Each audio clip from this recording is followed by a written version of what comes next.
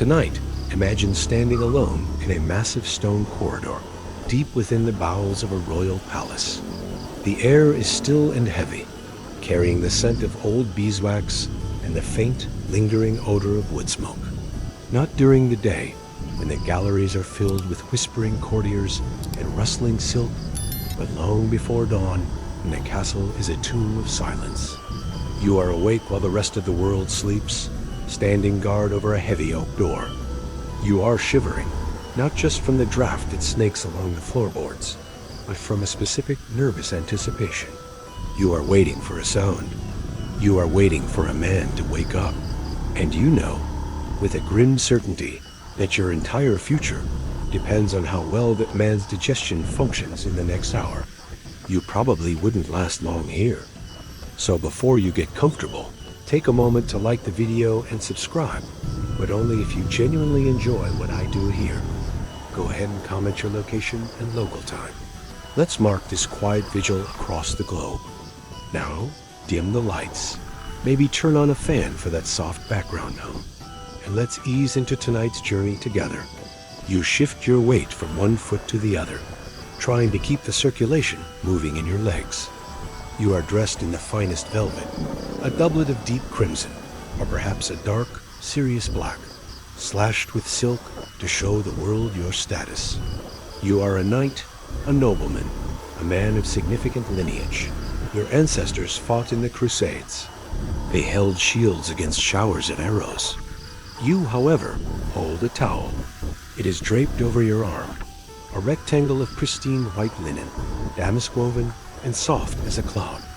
In your other hand, you might hold a basin of water, or perhaps a pitcher, checking its temperature with an obsessive compulsion. It must be warm. Not hot, not tepid, but exactly the temperature of the human body. If it is too cold, the king will flinch. If the king flinches, the king is unhappy. And if the king is unhappy before breakfast, the kingdom trembles. You are the groom of the stool. It sounds like a title invented to humiliate you, a joke played by history on the ambitious. But in the Tudor court, and for centuries before and after, this is the pinnacle of access. You are the king's most intimate servant, while the Lord Chancellor waits in the antechamber, and the queen waits in her own bed. You are here, on the other side of the door, waiting for the monarch to perform the most basic, vulnerable, and leveling act of human existence. You are the gatekeeper of the royal bowels. The silence of the corridor is oppressive. The stone walls amplify the smallest sounds, a rat scratching in the wainscoting, the distant changing of the guard, the settling of the heavy timbers overhead. You stare at the grain of the wood in the door. You have memorized every knot. You are waiting for the signal. It might be a cough. It might be a groan. It might be the heavy thud of a royal foot hitting the floor. Your heart beats a little faster. This is your battlefield. You are not fighting for territory. You are fighting for intimacy. There is a profound irony in your position. To get here, you had to claw your way up the social ladder. You had to flatter, bribe, and maneuver. You had to prove your loyalty and your discretion. And your reward? You get to watch the king poop. It is the kind of promotion that makes you wonder if your father's enemies are secretly laughing at you. But you know they aren't. They are envious. They are sleeping in cold rooms, miles away from the center of power, while you are about to see the king naked. You check the towel again. It must be clean. In a world where hygiene is a murky concept, where the streets are open sewers and bathing is considered medically suspicious, the king's backside is the cleanest surface in England. It is your job to ensure it stays that way. You run your thumb over the fabric. It is imported, likely from the Low Countries or Italy. It costs more than a peasant earns in a lifetime. You are holding a year's wages in a rag designed to be soiled. The wait can be long. Royal digestion is not a precise science. It is subject to the whims of a diet rich in roasted meats, heavy wines, and spices, and almost entirely devoid of vegetables. The king is likely constipated. This is a matter of state security. If the king is bloated, he is irritable. If he is irritable, he might sign a death warrant he would otherwise ignore, or declare war on France because his belt feels too tight. You stand there, in the dark, praying for a movement. You are a biological meteorologist, waiting for the storm to break. As the first gray light of dawn begins to bleed through the arrow loops, the cold intensifies. The castle is a heat sink. The stone absorbs the night's chill and radiates it back at you. You can see your own breath. You wonder if the water in your pitcher is cooling down. You wrap your hands around the ceramic, sharing your body heat with the water, a desperate attempt to maintain the equilibrium. You are a human water heater. Historians still argue whether the groom of the stool was always present for the entire act, or if he merely facilitated the aftermath. But the intimacy is undeniable. You know the king's body better than his wife does. You know his moles, his scars, his rashes. You know when he is sick before the physicians do. This knowledge is dangerous. It is a burden. You carry the secrets of the royal flesh in a world where the king is supposed to be divine, untouched by mortal weakness. You are the only one who knows that the god on earth grunts just like a stable boy. Finally, you hear it. A rustle of heavy bedclothes. A cough, the sound of feet finding the floor. The king is awake. You straighten your doublet. You smooth the towel. You take a breath, composing your face into a mask of serene, servile efficiency.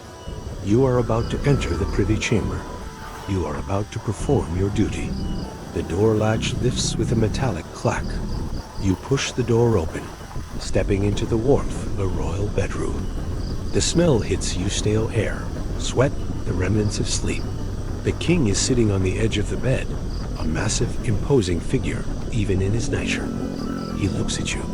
He does not see a friend, or a counselor, or a warrior. He sees the man who cleans him. He nods. "Good morning, Your Majesty," you say, your voice low and steady. You move toward the corner of the room where the furniture is waiting. The close stool. It is your altar. You approach it with reverence. The day has begun. The politics can wait. The wars can wait. First, the king must sit. And you, the noble descendant of warlords, must stand ready to catch whatever falls. You step forward into the gloom, the towel heavy on your arm, accepting that in this court, the path to power is paved with something very, very slippery. You stand before the object of your service. In the dim light of the bedchamber, it does not look like a piece of sanitary equipment. It looks like a jewelry box, or perhaps a small, portable altar. It is a square, substantial wooden box, raised on short, sturdy legs, and completely upholstered in the finest crimson velvet. The fabric is tacked down with hundreds of gilt-headed nails, creating a pattern of gold stars against a blood-red sky. To the uninitiated, this might appear to be a seat of leisure, a footrest for a weary giant, or a chest for storing ermine robes. You know better. You know that this is the close stool, the stool of ease, the necessary stool. It has many names, all of them polite euphemisms for a velvet-covered hole designed to catch the king's waist. You run your hand along the padded lid. The velvet is plush, deep-piled, and soft to the touch, imported from Genoa or Venice, woven by masters who likely imagined it adorning the shoulders of a cardinal, not the buttocks of a monarch. There is a grotesque luxury to it. You are looking at a piece of furniture that costs more than the annual income of a minor baron, constructed solely to receive the one thing the king cannot command, keep, or turn into gold. It is a box that costs more than a village to hold something worth less than dirt. You lift the lid. It swings back on heavy iron hinges, revealing the seat. This, too, is padded. It is stuffed with down thousands of soft, white feathers plucked from geese to ensure that the royal thighs never encounter a hard edge. The hole in the center is generous, a dark mouth waiting to be fed. Beneath it, hidden in the belly of the box, sits the basin. You reach inside to check the basin. This is not a wooden bucket. That would be for the servants. This is pewter, or perhaps silver, gleaming dully in the candlelight. It is cold to the touch. You verify that it is empty, that it has been scoured with sand and rinsed with herbs since its last use. You place a small amount of water in the bottom, just an inch. This is a practical measure, a silencer to dampen the sound of the royal deposit, because even a king prefers his biology to be discreet. As you lean over the open box, you catch a scent. It is faint, ghost-like, but undeniable. It is the smell of the wood and the fabric remembering their history. You can scrub the silver bowl until it shines, but you cannot scrub the velvet. Fabric is porous. It absorbs. Over months of use, the fibers of the stool trap the microscopic particles of the king's digestion. The crimson velvet is slowly and visibly becoming infused with the essence of the latrine. Historians still argue how often these stools were reupholstered. Some ledgers suggest yearly, others imply they were.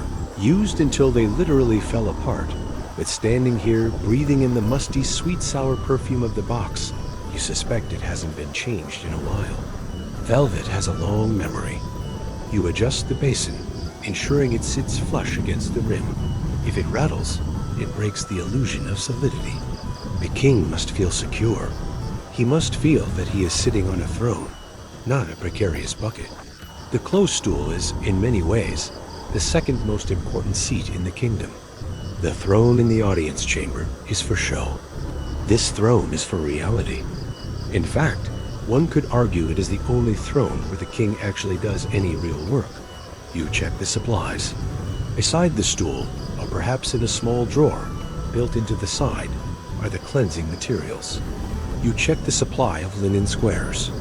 They are cut to a precise size, hemmed so they do not fray. You stack them neatly.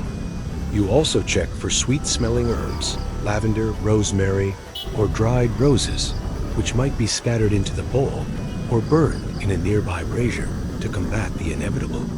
You are preparing a stage for a performance that has no audience but you, yet the props must be perfect. The visual dissonance is striking.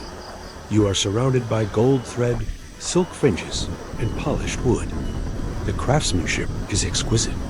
A carpenter spent weeks joining the oak. An upholsterer spent days stretching the velvet. A silversmith hammered the bowl.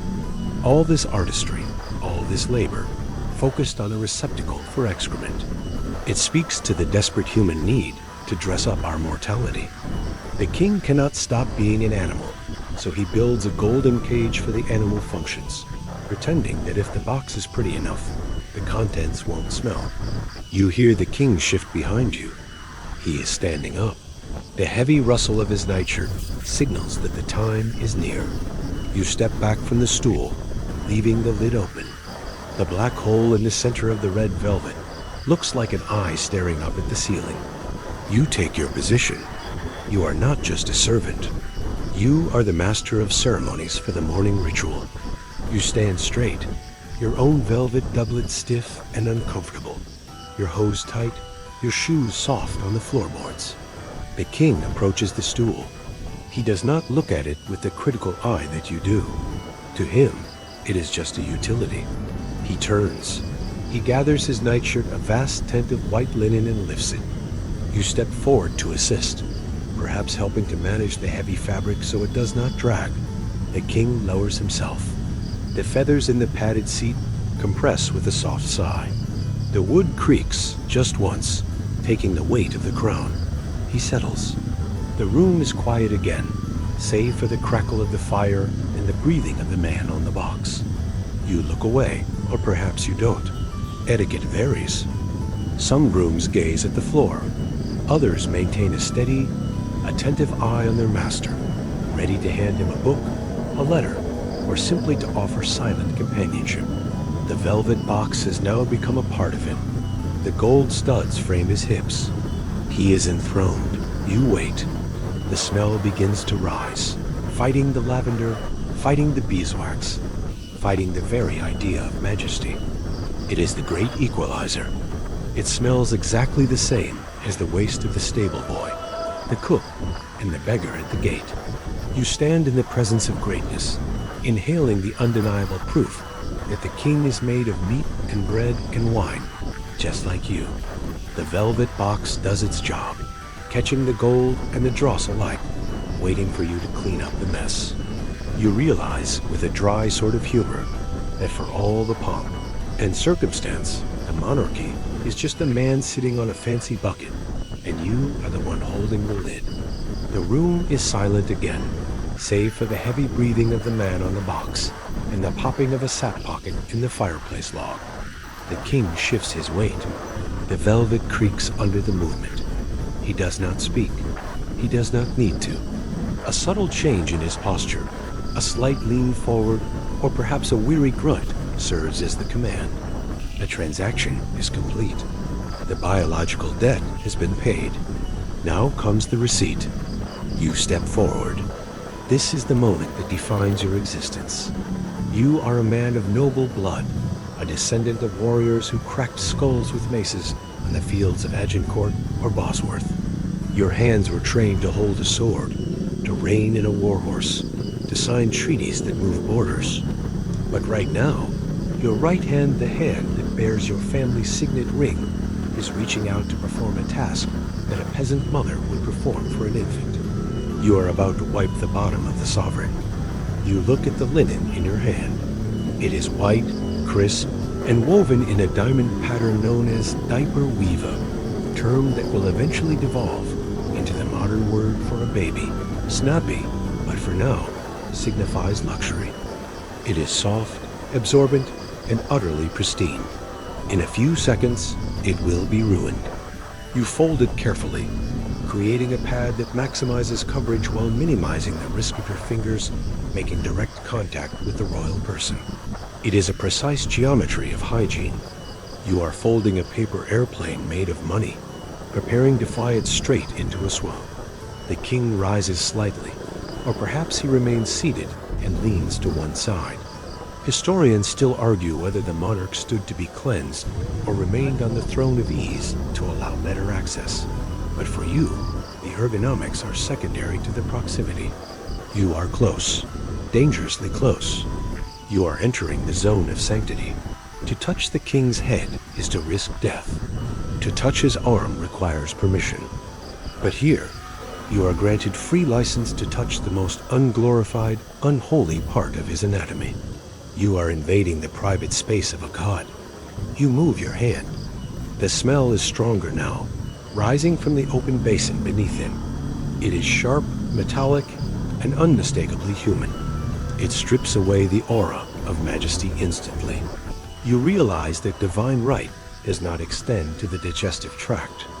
The king eats the same venison as you, drinks the same heavy red wine, and the result is the same pungent slurry that would come out of a blacksmith. You suppress the urge to gag. You have trained your face to be a mask of blank, dutiful service. If you cringe, you insult him. If you smile, you are a lunatic. So you look at nothing, focusing your eyes on the embroidery of the wall, hanging across the room, while your hand navigates the darkness of the royal cleft. The contact is made. You wipe. You are gentle, for the royal skin is tender, chafed by hours of riding and the friction of heavy velvet robes.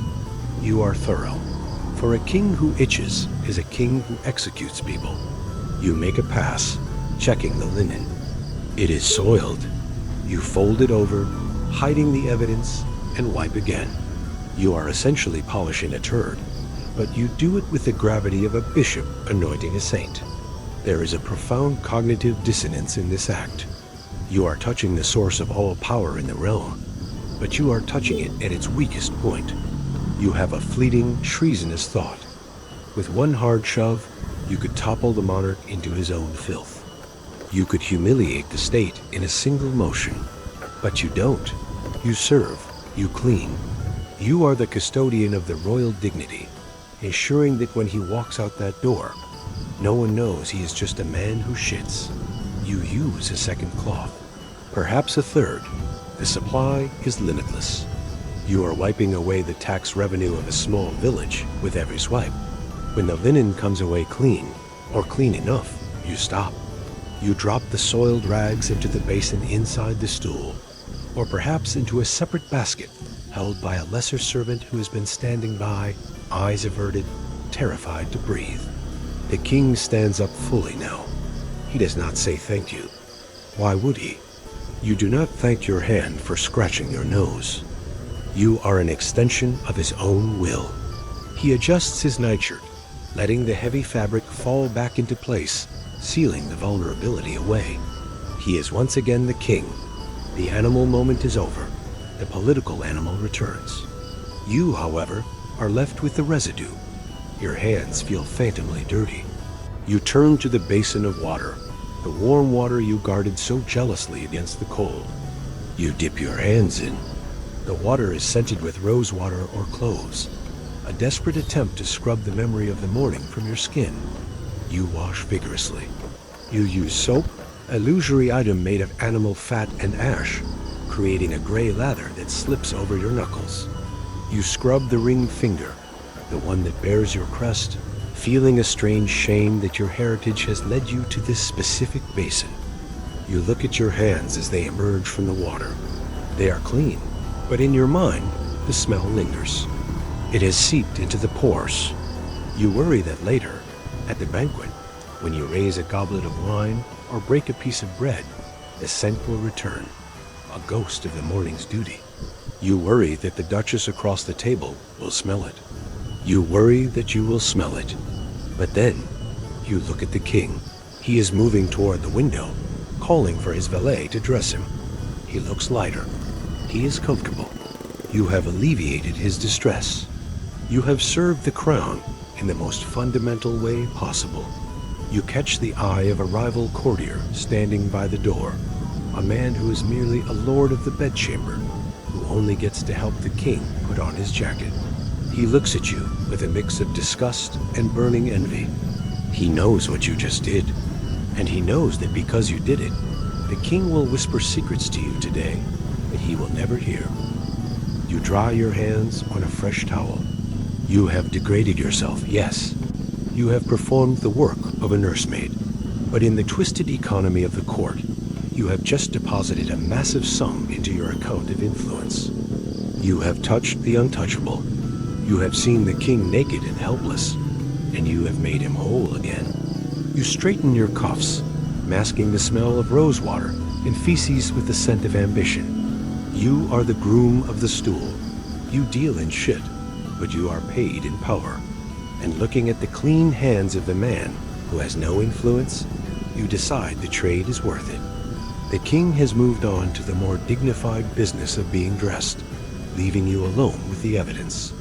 The velvet box is closed, but inside, the pewter basin holds the most valuable, sensitive, and analyzed substance in the kingdom. You do not empty it, not yet. In any other household, this waste would be tossed into a cesspit or a street gutter without a second thought. But this is not ordinary waste. This is royal matter. It is the physical byproduct of the divine right of kings, and therefore, it is subject to a level of scrutiny usually reserved for holy relics or high-stakes treaties. You signal to the door. It opens, and the physicians enter. They are men of gravity, draped in long fur-trimmed robes that smell of camphor and dried sage. They carry the weight of their education at Oxford or Padua in their furrowed brows.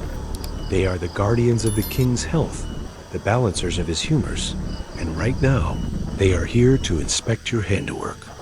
It is the only medical exam where the patient leaves the room before the checkup begins. You step aside, gesturing to the close stool with the solemnity of a priest revealing a sacrament. You lift the lid. The physicians crowd around.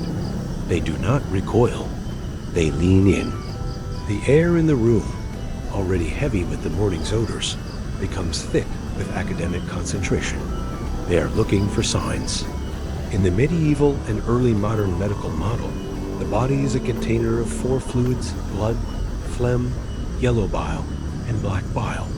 The balance of these fluids determines everything from the king's mood to his mortality, and the contents of the basin are the tea leaves of his internal state. You watch them work.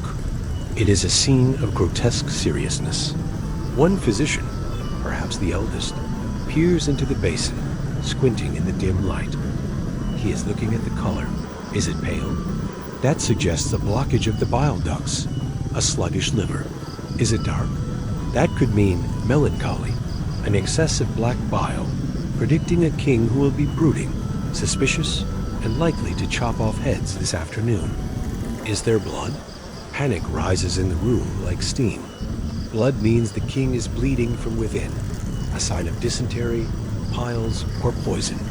They discuss the texture. You stand there, the keeper of the stool, listening to the most educated men in Europe debate the viscosity of the monarch's breakfast. They use Latin terms to dignify the discussion, but the reality is inescapable. They are poking at a turd with a silver spatula. It is tea leaf reading, but the tea is rancid, and the leaves are, well, you know.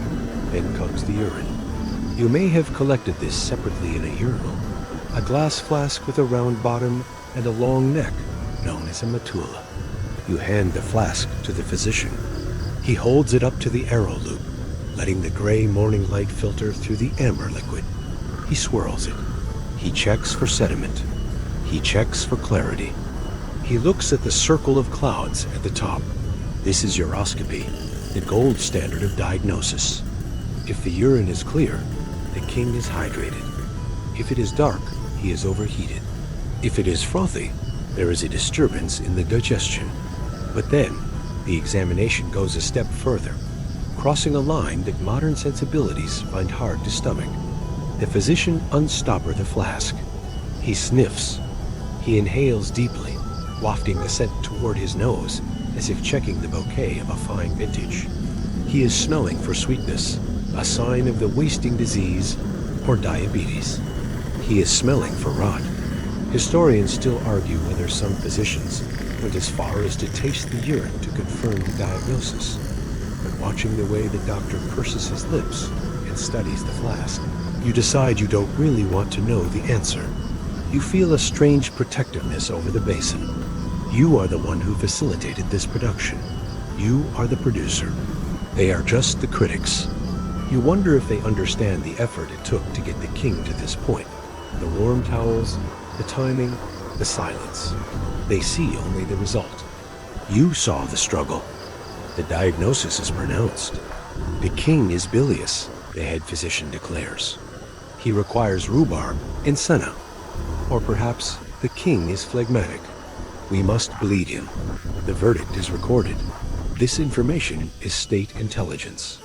If the French ambassador knew the king had loose bowels today, he might push harder in the negotiations, knowing the monarch's patience is thin. If the Spanish envoy knew there was blood in the stool, he might advise his master to prepare an invasion fleet, anticipating a succession crisis. You are guarding a biological secret that could shift the balance of power in Europe. The physicians nod to you. Their work is done.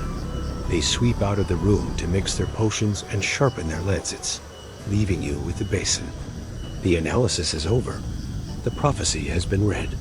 Now, the object loses its sanctity. It reverts to being filth. You close the lid of the stool. You pick up the basin, feeling its weight. You must now dispose of it. In a palace, this is not as simple as throwing it out the window, though in lesser households, Gardy-Loo is the warning cry of the morning. Here, you must carry it to the house of office, or hand it off to a lower servant, the yeoman of the stool, who waits in the corridor. But you never hand it off without a final look. You check it yourself one last time. Not for medical reasons, but for personal ones. You are gauging the king's temper for yourself. If he is sick, your job gets harder. If he is well, you might get a day of peace. You wipe the rim of the basin with a cloth. You are meticulous. The physicians care about the inside. You care about the presentation. You clean the velvet box, brushing away lint, ensuring the gold studs gleam. You spray more rose water, fighting the lingering scent of the examination. The room must be returned to a state of neutrality. There is a dark absurdity to this daily ritual. The entire kingdom revolves around the person of the king. His word is law. His touch cures scrofula. His presence commands armies. Yet, every morning, a committee of men gathers around a bucket to make sure his plumbing is working. It reduces the divine majesty to a series of pipes and valves. It gives a whole new meaning to the term liquid assets. You finish cleaning. The stool is ready for the next performance. The physicians are writing their reports. The king is dressed. You stand by the empty velvet box, your hands smelling of soap and secrets, realizing that you know more about the state of the nation than the Lord Chancellor does, simply because you know what the king couldn't keep inside. You take a deep breath of the scented air, adjust your doublet, and prepare for the rest of the day, knowing that while others look at the stars to predict the future, you look somewhere much, much lower. The physicians have gone, taking their glass flasks and their Latin judgments with them. The room is quiet again, but the air has shifted. The morning ritual is not just biological, it is social. The king is still in the room, perhaps returning to the stool for a second sitting, or simply lingering in the privacy of the chamber while his valet prepares his hose. This is the zone of vulnerability. The heavy oak door is bolted from the inside. The guards are outside. The ministers are in the hallway. In this small, enclosed space, the man who wears the crown is effectively naked, both literally and metaphorically. And he begins to talk. You stand in the shadows, holding a fresh towel, trying to make yourself as invisible as a man in a crimson doublet can be. You are not a minister. You are not a bishop. You are the groom. And because you handle the basest part of his life, the king assumes you can handle the basest part of his mind. There is a psychological phenomenon at play here. Shared shame creates intimacy. He has already let you see him grunt and strain. Why not let you hear him doubt and fear? The French ambassador, he mutters, staring at the floor, his voice low and grumbling. He looks at me like a butcher looks at a prize hog. You do not speak immediately. You know the rhythm of this. It is not a conversation. It is a leak. The pressure inside his head is equalizing with the pressure in the room. He complains about the queen, her barrenness, her temper, or her spending. He complains about the Duke of Norfolk, his ambition, his army, his neck that looks so very chop-able. He speaks with a candor that would cause a constitutional crisis if uttered in the council chamber. Here, over the smell of the pot, treason is just venting. You listen, you absorb. You are a human sponge, soaking up the bile of the state. This is the true power of your position. You are hearing the first draft of history. You know which head is on the block before the axe is even sharpened. You know which alliance is crumbling before the ink is dry on the treaty.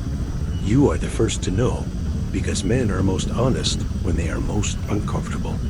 But this knowledge is a terrifying weight. You stand there, nodding sympathetically, murmuring, "Indeed, Your Majesty." Or, "A difficult matter, sire. You must tread a line so thin it is practically invisible. If you agree too enthusiastically, you might be seen as manipulating him. If you disagree, you are insolent. If you say nothing, you are a dullard. You must be a sounding board that occasionally echoes back a validation. You are the therapist to a man who believes God speaks to him, but who currently just needs someone to agree that his brother-in-law is an idiot. The topics veer wildly. One moment he is discussing the grain tax. The next, he is asking if you noticed the new maid in the Queen's entourage. He asks about your estate, your family. It feels like friendship. It looks like friendship, but you know it is not. It is the dependency of the patient on the nurse. He needs you to witness his humanity so he can go back out there and pretend to be divine. Historians still argue about the extent of the political influence wielded by the grooms of the stool, whether they actively steered policy or merely survived the splash zone of royal whims. But the term Privy Council itself hints at the origin. The privy was the private place, the toilet. The real decisions weren't made at the long table with the maps. They were made here, in the stink and the quiet, while the king adjusted his breeches. You are the original cabinet minister. Only your cabinet contains a chamber pot. He asks you a direct question. Do you think the people love me? The question hangs in the air, heavy and sad. He is looking at you with eyes that are suddenly very young and very scared. He is a man who can order the death of thousands, yet he needs reassurance from the guy who wipes his bottom. You look at him, you see the fear. You see the bloating of his stomach, the grayness of his skin. You know he is dying, slowly, of excess and stress. They adore you, sire. You lie. They speak your name with reverence in every tavern. He nods, satisfied. He didn't want the truth. He wanted the salve. You have applied it. You are treating his ego with the same gentle care you use on his nether regions. But then, the mood shifts. He mentions a name, a courtier, a friend of yours. He whispers too much, the king says, almost to himself. He has a lean and hungry look. You feel a cold spike of adrenaline in your gut. You know this man. You drank wine with him last night. And now, you know he is doomed. The king has just signed his death warrant while sitting on a velvet box. You cannot warn him. If you do, the king will know you betrayed his confidence. If you don't, your friend dies. You stand there, clutching the towel, realizing that the price of intimacy is complicity. You are now an accessory to the king's paranoia. You have to walk out of this room, smile at your friend in the corridor, and know that his head is already loose on his shoulders. The king stands up, finished with his confession. He seems lighter, unburdened. He has dumped his physical waste into the basin and his mental waste into your ears. He is ready to face the day. You, however, are now carrying both. He claps you on the shoulder, a gesture of warmth that would make a duke faint with jealousy. You are a good man, he says. Loyal. The word loyal sounds like a threat. It reminds you that your position exists only as long as you keep your mouth shut. The secrets you hold are dangerous. If you ever wrote a memoir, it would be burned by the hangman. You are the keeper of the king's shadow. You know about the mistressy visits through the secret passage. You know about the boil on his inner thigh that makes him limp. You know that he cries when he thinks no one is looking. You help him with his final layer of clothing, fastening the points of his doublet. You are sealing him back up. The vulnerable man is disappearing, replaced by the icon. He checks his reflection in the steel mirror. He practices his frown. He is becoming the king again. As he walks toward the door, the guards snap to attention. The trumpets in the courtyard sound the fanfare. The castle wakes up, but you remain behind for a moment, looking at the closed stool and the empty room. You feel a strange exhaustion. It is not physical. It is the fatigue of holding up the illusion. You have seen the wizard behind the curtain, and you know he is just a tired, constipated old man who is terrified of the dark. You realize that you are the only person in the world who pities the king. Everyone else fears him or wants something from him. You just want him to be regular, so you can both have a peaceful morning. You pick up the basin, feeling the weight of the secrets sloshing inside. You head for the door, your face composing itself into the mask of the groom. You have survived the confession. Now you just have to survive the rest of the day without accidentally revealing that the king thinks the Spanish ambassador smells like boiled cabbage. The heavy oak door clicks shut behind you, sealing the king and his secrets back into the private sphere. You turn to face the antechamber, also known as the presence chamber. This is the airlock between the monarch and the world, and it is full of sharks. You pause for a moment to adjust your cuffs, taking a psychological breath before stepping into the tank. You are leaving the zone of vulnerability and entering the zone of ambition, and oddly enough, you felt safer with the bucket of waste than you do with these people. The room is crowded. It is a riot of color silks, satins, velvets, and furs. The air here is different. It doesn't smell of the close stool. It smells of desperation, masked by heavy musk and expensive perfume. Dozens of eyes snap toward you the moment you appear. These are the highest peers of the realm dukes, earls, bishops, and foreign ambassadors. They have been waiting here for hours, shifting on their sore feet, rehearsing their petitions, praying for a moment of the king's time. And you? You just spent 45 minutes with him, and you didn't even have to ask. You walk through the crowd. The reaction is immediate and unsettling. Men who own counties, men who command private armies, men who could have you killed in a dark alley without blinking, they bow to you. They do not bow out of respect for your lineage, though it is good. They bow to the proximity. They bow to the fact that your hand, the one currently resting on the hilt of your sword, was recently touching the royal person. In the twisted physics of the court, the king's waist is more sacred than their own blood. A duke steps into your path. He is wearing enough gold chain to anchor a small ship. He smiles, a predatory baring of teeth that looks painful. "Good morning, sir," he purrs, leaning in too close. "I trust His Majesty is unburdened today?" It is a grotesque inquiry, but he is deadly serious. He is asking about the king's mood. He wants to know if the humors are balanced. If the king is constipated, the duke knows it is a bad day to ask for a land grant. If the king is relieved, the coffers might be open. You are the oracle of the bowel. You hold the meteorological forecast for the political climate. "His Majesty is in excellent spirits," you say, keeping your face blank. He mentioned the hunt. The duke's eyes light up. This is actionable intelligence. He slips a hand into his doublet and produces a small, heavy purse. He presses it into your palm. It is a bribe, plain and simple, but here it is called a gift or a token of esteem. You take it. You have to. To refuse is to make an enemy, and you cannot afford enemies when your job security depends on the whims of a single digestive tract. You slide the coins into your pocket, adding them to the collection. You are literally turning the king's refuse into gold. You continue through the room. The envy is palpable. It radiates off these men like heat from a stove. They look at your position with a covetous hunger that defies logic. To a modern observer, your job is repulsive. You are a glorified wiper. But to them, you are the ultimate insider. They know that while the king sits on the stool, his defenses are down. He is bored. He is captive. He listens. They imagine you whispering their names into their royal ear while handing him the linen. They imagine you destroying their rivals with a casual murmur over the basin. They are right, of course. You do exactly that. You feel a hand on your elbow. It is a bishop.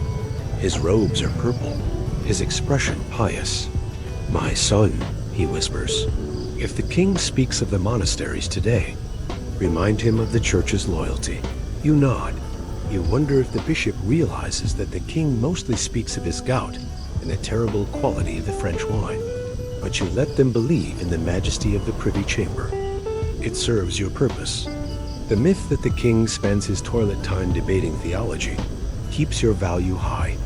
If they knew he mostly made fart jokes, the market price of your influence might crash. There is a dark humor in the hierarchy. You look at the Lord Chancellor, a man of immense intellect and legal power. He is stuck out here, waiting for an audience that might never come. He has to make an appointment to see the king. You just walk in. You have what is known as the right of access. You carry the key to the king's private rooms on your belt. That key is the most dangerous object in the palace. It says that you are trusted with the king's body, while the chancellor is only trusted with his laws. Bodies are fragile. Laws are just paper. You reach the far side of the room. You can feel the eyes boring into your back. They are analyzing your gait, your expression, even your clothes. Is there a stain? A smell?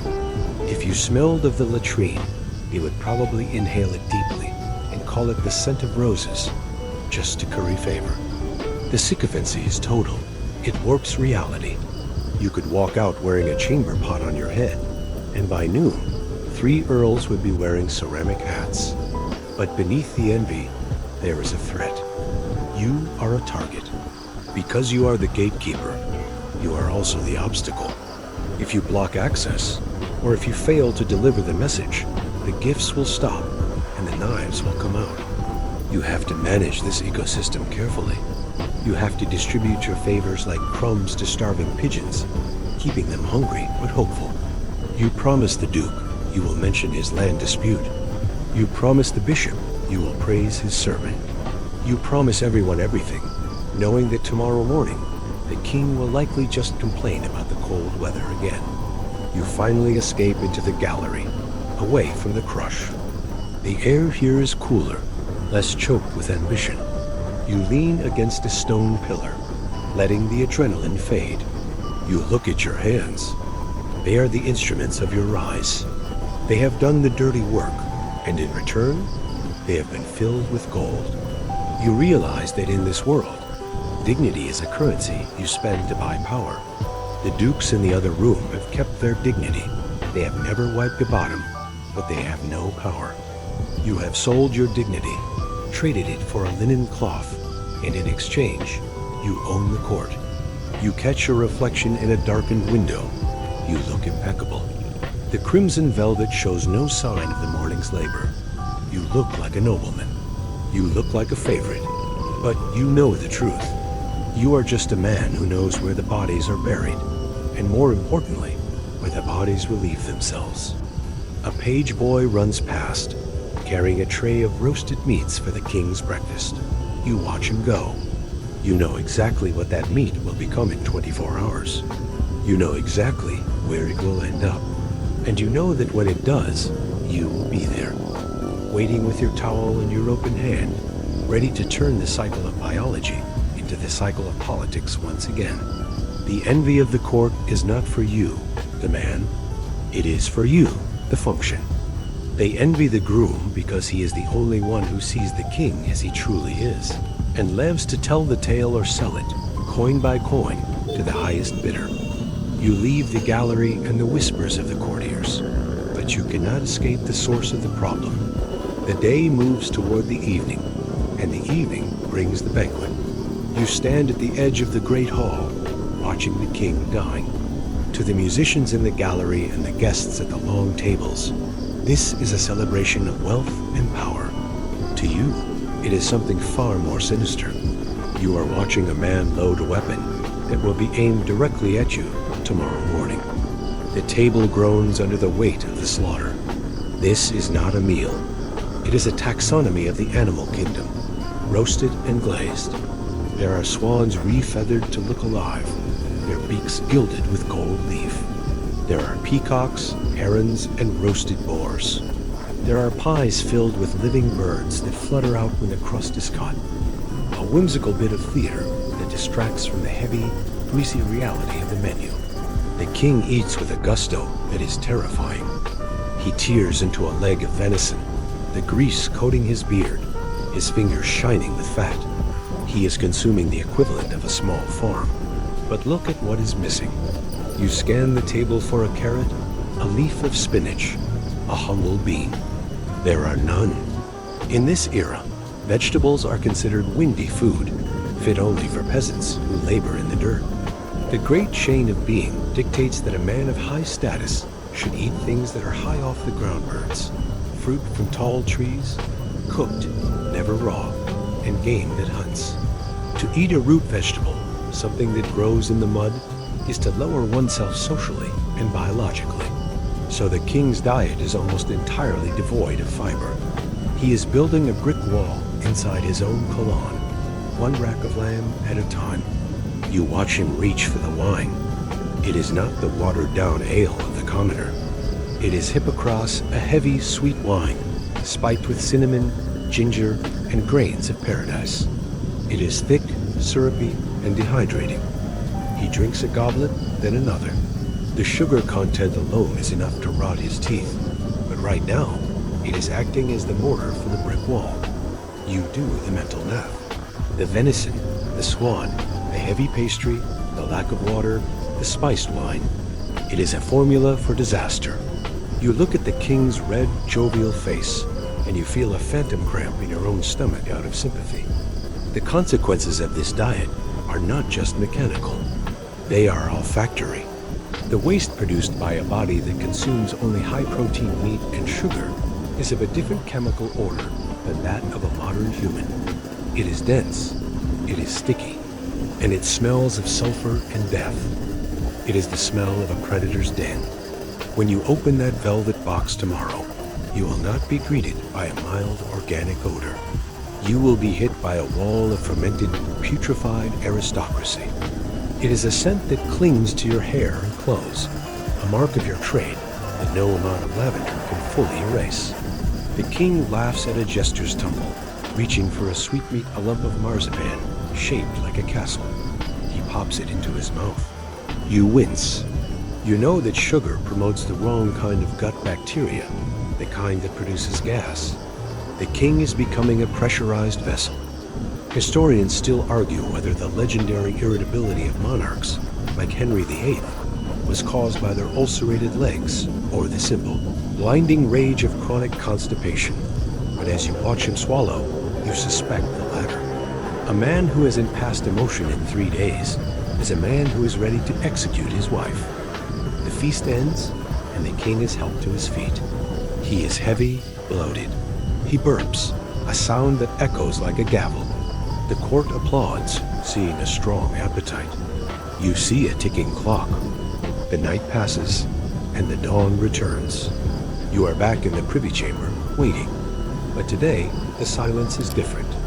The king is on the stool, but nothing is happening. He strains. His face turns a dangerous shade of purple. The veins in his neck stand out like cords. You stand by with the towel, helpless. This is the crisis point.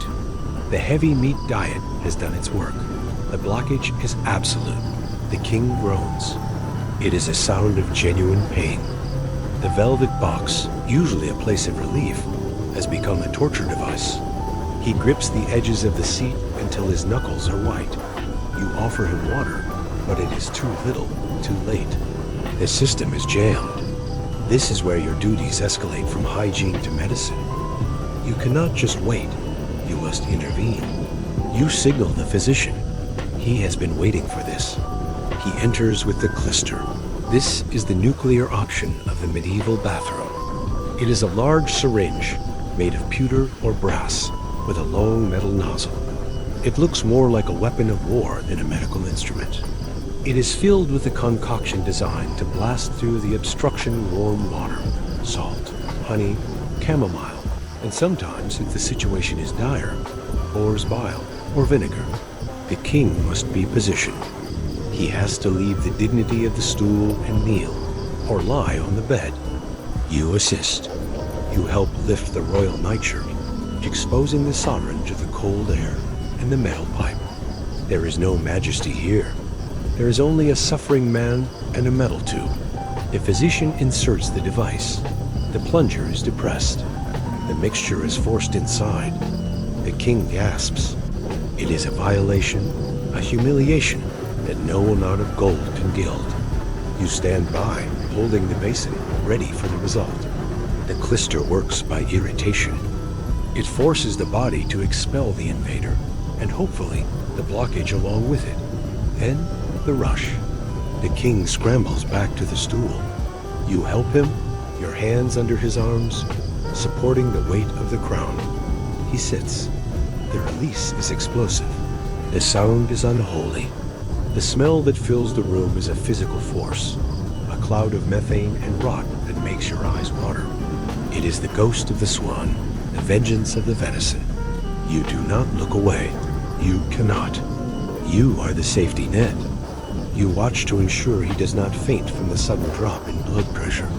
You talk to him soothingly, like you would to a horse that has been spooked. It is well, sire. It is passing. When it is over, the king is slumped, exhausted, sweating profusely.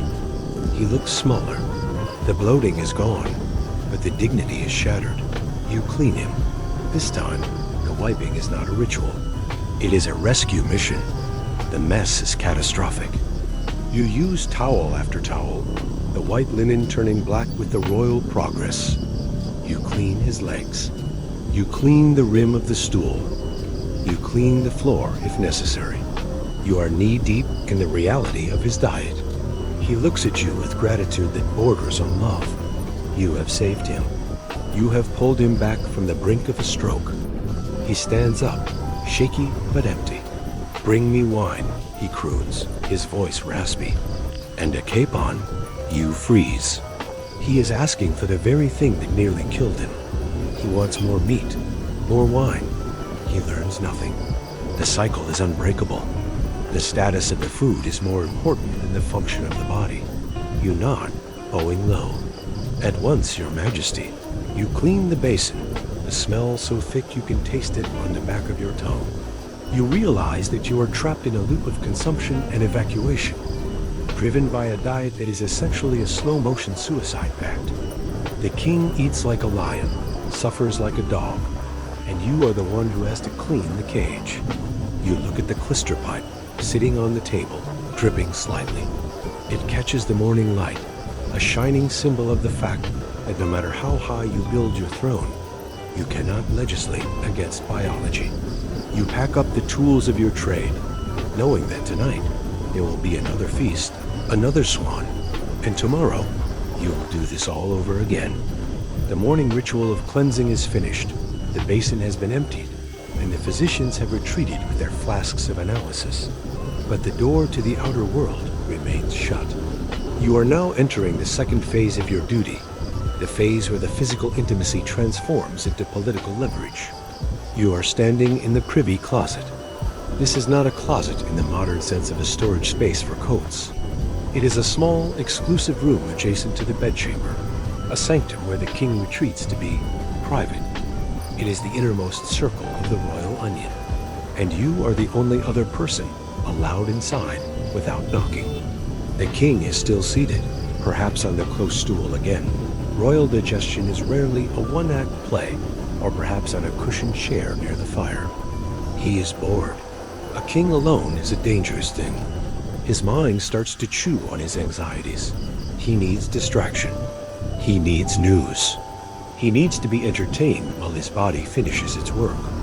And outside the heavy oak door, the sharks are circling, desperate to be the entertainment. You hold the list. It is a mental list, or perhaps a scrap of parchment tucked into your sleeve. It is the schedule of those who have petitioned for a private audience. This is the holy grail of court life. To speak to the king in the great hall is to shout across a canyon. To speak to him in the privy closet is to whisper in his ear. But the king is tired. He looks at you, his eyes heavy, his brow damp. Who is out there? He grunts, shifting on the velvet seat. This is the moment. You are the filter. You are the lens through which the monarch sees his own court. You could say, "The Duke of Suffolk is waiting, sire, and he looks anxious." Or you could say, "The Duke of Suffolk is pestering the guards again, sire, wailing about his debts." The difference between those two sentences is the difference between the Duke getting a grant of land or a heavily taxed audit. You hold the Duke's fate in your mouth, tasting the power of it. You decide to let the Secretary of State in. He has been waiting for 3 hours, pacing the gallery until he has worn a groove in the floorboards. You walk to the door. You open it just a crack. The noise of the antechamber rushes in a wave of chatter and ambition. You catch the secretary's eye. You nod once. He nearly weeps with relief. He rushes forward, squeezing through the gap before you shut the door firmly in the face of a disappointed archbishop. The scene inside is a study in absurdity. The secretary, a man of immense dignity and learning, drops to his knees. He is wearing his finest robes, carrying documents that could declare war or peace. And he is kneeling before a man who is currently sitting on a box with his breeches around his ankles. The secretary must pretend this is normal. He must deliver his report on the grain riots in the north without looking at the king's bare knees, and certainly without acknowledging the smell. The king listens, but he is distracted. He grimaces. He grips the armrest of the stool. "Get on with it, man," he snaps. The secretary stammers. He speeds up his presentation. He is terrified. He knows that he is a captive audience to the king's biology. but the king is also a captive audience to him. A monarch cannot walk away. He is literally pinned to the spot by his own bowels. This is the secret tactical advantage of the privy chamber. If you catch the king on the stool, he has to listen to you until he is finished. It gives a whole new meaning to sitting on a committee. You stand in the corner, arms crossed, watching. You are the chaperone. You are there to ensure the king is not overwhelmed, but also to witness. If the secretary promises something, you hear it. If the king agrees to a bribe, you hear it. You are the living record of the stool-side summits. The king looks at you. What do you think, groom? Should we hang the rioters? The secretary freezes. He looks at you with wide, panicked eyes. He realizes that he has made a fatal error. He spent years studying the law, but he forgot to bribe the guy with the towel. You pause. You let the silence stretch, listening to the crackle of the fire and the secretary's rapid breathing. Mercy might be cheaper, sire, you say softly. Dead men pay no taxes. The king grunts. True. Fine. Mercy it is. The secretary slumps. You have just saved 100 lives with a shrug. The king waves a hand, dismissing the minister. The secretary scuttles out backward, bowing low, grateful to escape the smell and attention. This scenario repeats throughout the morning. You are the gatekeeper of the closet.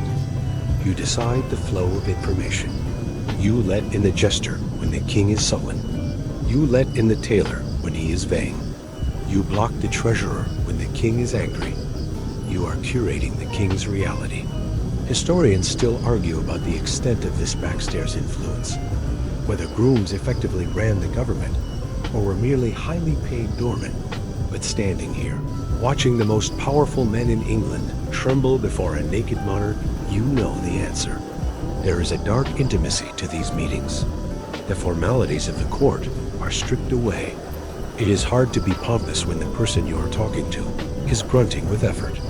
The privy closet forces a strange kind of honesty. Men plead here. They cry here. They offer their daughters and their estates in exchange for a nod from the man on the box. And through it all, the smell persists. It is the background radiation of the government. The treaties of this era are signed in ink, but they are negotiated in methane. Eventually, the king signals that he is done with people. Clear them out, he mutters. You go to the door. You open it wide this time. You announce, His Majesty is indisposed. The groan from the antechamber is audible. Men who have traveled for weeks to see him turn away, defeated by a closed bowel. You shut the door. The king chuckles. It is a cruel sound. He enjoys the power of denial almost as much as the power of granting. He stands up. The business of the morning, both biological and political, is concluded. You help him dress, or you signal the other servants to enter. The transition begins. The privy closet, for a few hours the center of the world, reverts to being just a small room with a toilet in it. But the residue of the power remains on you. Later, as you walk through the corridors, the Secretary of State will find you. He will press a heavy ring into your hand. Thank you, he will whisper. For the context, he means thank you for not letting the king execute him while he was vulnerable. You pocket the ring. It is the tax on access. You realize that you have created a unique niche in the ecosystem of the palace. You are the bridge between the sacred and the profane.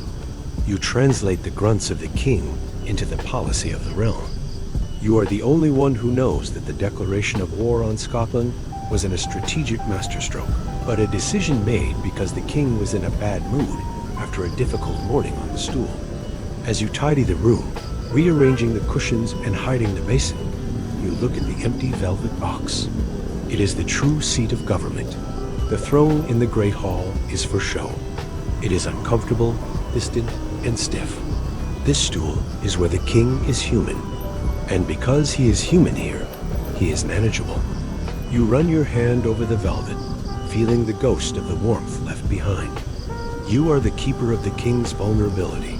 And in a world of absolute power, Vulnerability is the most valuable commodity of all. You check your pocket, feeling the weight of the coins and the ring, and smile. It turns out that sewage, if managed correctly, smells exactly like success. The stone walls of the palace have vanished, replaced by the endless churning mud of the English countryside. The king has decided to move. In the summer, the stench of the capital becomes unbearable, the cesspits overflow, the river turns opaque, and the risk of plague rises with the heat. So the court goes on progress. It sounds like a majestic military campaign, a parade of flags and trumpets winding through the green valleys. But from where you are sitting, bouncing on the hard bench of a baggage wagon, it looks and smells more like a refugee crisis organized by a lunatic. You are the guardian of the cargo. While the king rides ahead on a white charger, waving to the cheering peasantry, you are stuck in the rear guard, protecting the most critical asset of the royal household. It is not the crown jewels. It is not the treasury. It is the close stool. For travel, the velvet box is encased in heavy leather, strapped down to the bed of a dedicated cart. It looks like a treasure chest, which, in a way, it is. If this cart hits a rut and an axle breaks, or if the stool shatters, the king's comfort, and consequently, the peace of the realm is forfeit. You watch the road with the intensity of a hawk. Every pothole is a threat to national security. The cart lurches violently. You wince, imagining the delicate joinery of the oak box snapping, or the pewter basin inside denting. You shout at the driver, threatening him with the stocks if he doesn't slow down. He glares at you, mud-spattered and exhausted, but he slows. He knows who you are. You are the man who whispers to the king. The logistics of the royal progress are a nightmare. A court of 1,000 people nobles, servants, soldiers, cooks, laundresses, is moving across a landscape that barely has roads. It is a moving city, consuming everything in its path. And like any city, it produces waste. The progress leaves a trail of devastation behind it. Fields are trampled, food stocks are depleted, and the roadsides are turned into open latrines by the hundreds of camp followers who do not have a velvet box to sit on. The smell of the court travels with it, a rolling fog of unwashed bodies and horse manure that announces your arrival miles before the trumpets do. You arrive at the destination, a remote manor house of a nervous earl, or perhaps an empty hunting lodge that hasn't been opened in a year. The scene is chaos. Servants are running everywhere, unloading furniture, tapestries, and plate. The king is dismounting in the courtyard, looking stiff, thirsty, and impatient. His digestion, already fragile, has been rattled by 6 hours in the saddle. He needs the room. He needs it now. You spring into action. This is your drill. You cannot wait for the Lord Chamberlain to allocate rooms. You have right of way. You command a squad of yeomen to haul the leather-bound crate up the narrow, winding stairs. You shoulder your way past dukes who are arguing over sleeping quarters. Make way for the king's ease, you bellow. It is a ridiculous battle cry, but it works like a charm. Men flatten themselves against the walls. No one wants to be the reason the king soiled himself in the hallway. You reach the designated privy chamber. It is cold. It is dusty. It smells of neglect. You have 10 minutes to turn this bleak stone cell into a royal sanctuary. You bark orders. A fire must be lit immediately. Tapestries must be hung to cover the drafty windows and the damp stone. The floor must be swept and strewn with fresh herbs, meadowsweet, lavender, marjoram, which you have packed in canvas sacks for exactly this purpose. You are not just a cleaner. You are a set designer. You are recreating the illusion of the palace in the middle of nowhere. You unstrap the leather case.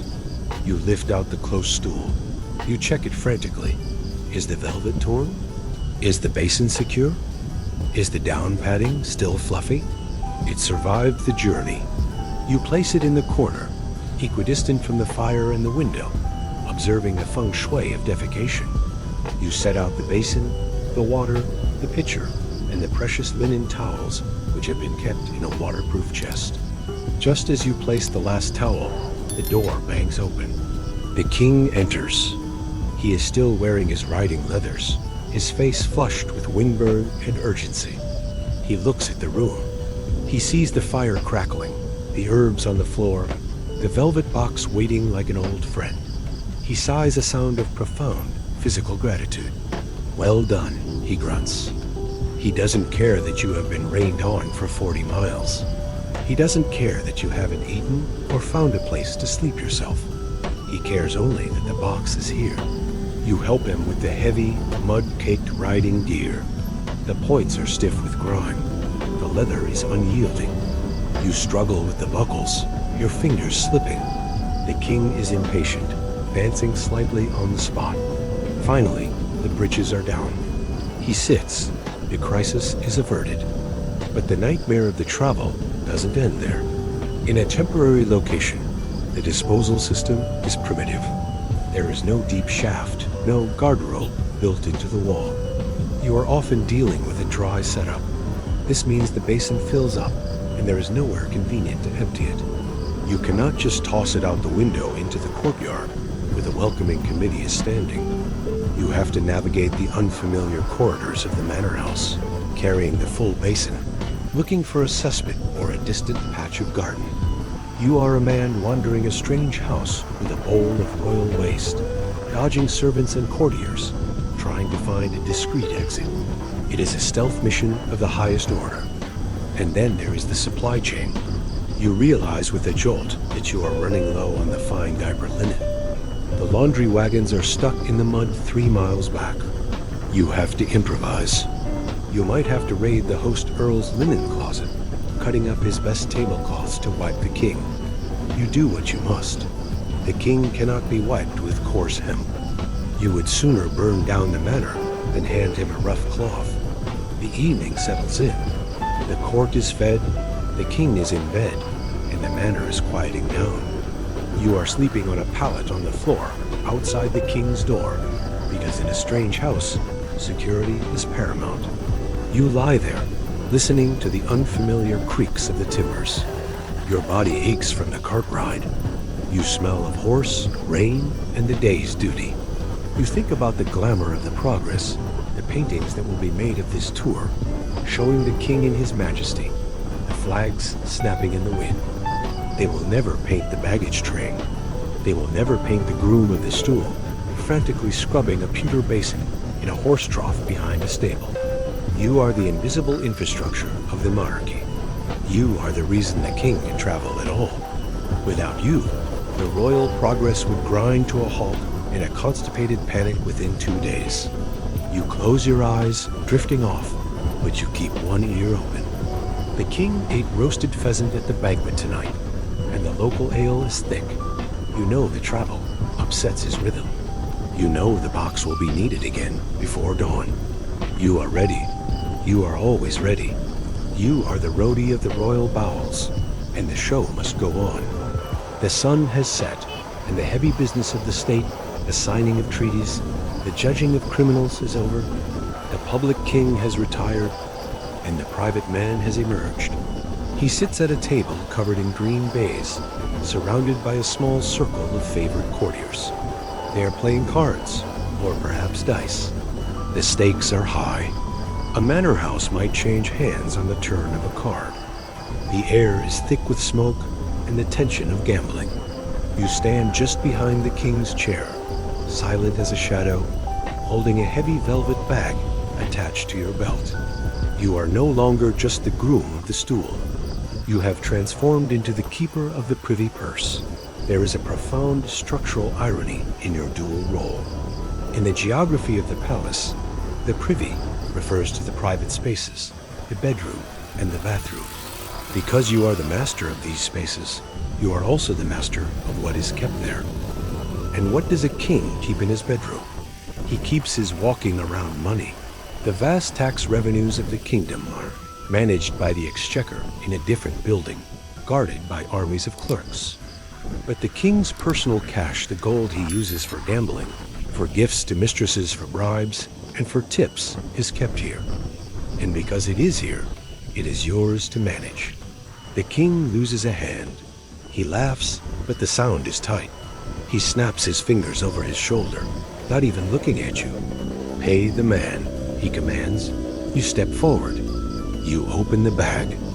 You reach in with the same hand that hours earlier was navigating the treacherous landscape of the royal backside. You pull out a handful of gold sovereigns. The coins are heavy, cool, and stamped with the profile of the man sitting in front of you. You place them on the table. The winner scoops them up, bowing to the king, but his eyes flicker to you. He knows where the money came from. He knows that the hand dispensing the gold is the hand that wipes the filth.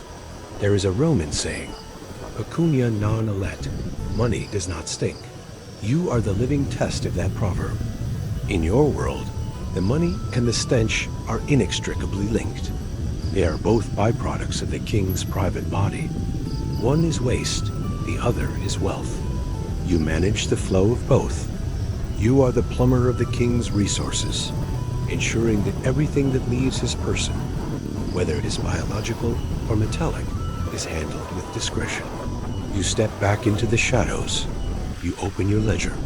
This is a small book, bound in leather, that you carry everywhere.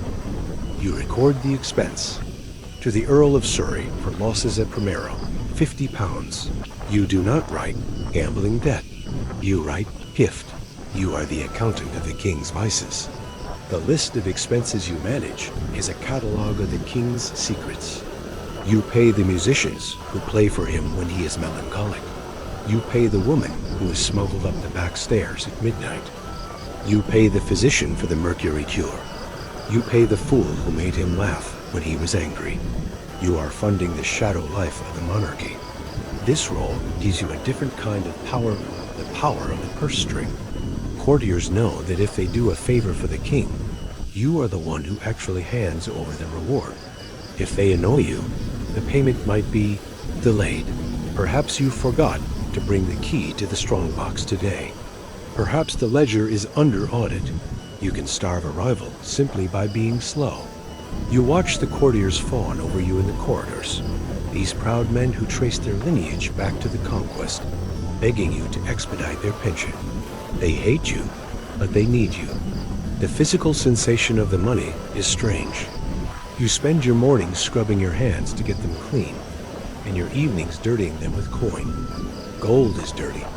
It has passed through 1,000 hands before reaching yours merchants, soldiers, prostitutes, thieves. It carries the grease of the world. And yet, it is the only thing that commands more respect than the king himself. When you hold the purse, you feel a strange vibration. It is the hum of potential energy. You are carrying enough gold to buy a ship or a silence. The king calls for more wine. He is winning now. He is generous. He tosses a coin to a serving boy who refilled his goblet. The boy catches it, eyes wide. You make a note in the ledger. Charity. But there is a darker side to the privy purse. The king is not always generous. Sometimes he uses this money to buy loyalty that is wavering. He tells you to deliver a bag of gold to a wavering MP, or to a judge who is hearing a case that interests the crown. You become the bagman. You walk through the dark streets of the capital, hooded and cloaked, carrying the bribe. You are the agent of corruption. You deliver the gold, watch the man's eyes widen, and leave without a word. You wash your hands when you get back, but this kind of dirt doesn't come off with rosewater. Late at night, when the gambling is done and the king is asleep, you sit in your small room, counting the remainder. The candlelight glints on the gold. You stack the coins. You think about the connection between the two halves of your job, the stool and the purse. Both require you to deal with things the king wants to expel. He expels waste to maintain his health. He expels money to maintain his power. You are the facilitator of both expulsions. You realize that you are the only person who sees the true cost of the monarchy. You know how much it costs to feed the king, to clothe him, to clean him, and to keep him entertained. You see the sheer, staggering waste of resources. And you see the waste in the basin. They are two streams flowing from the same source. You lock the heavy iron chest where the surplus is kept. You keep the key on a chain around your neck, right next to the locket with your wife's hair. You lie down to sleep, the metal of the key cold against your skin. You are the groom of the stool. You deal in the lowest filth and the highest gold.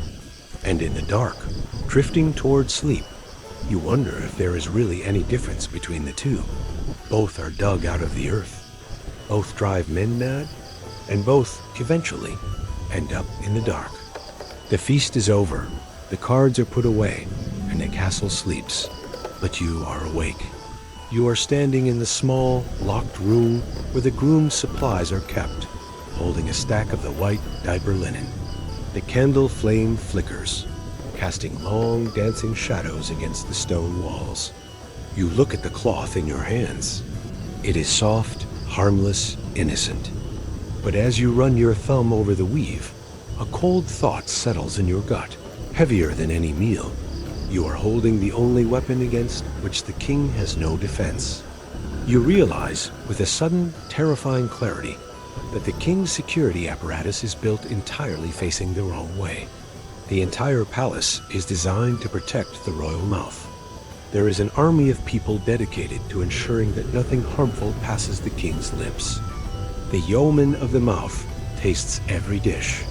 The sergeant of the cellar tastes every barrel of wine. The cupbearer sips from the goblet before handing it over.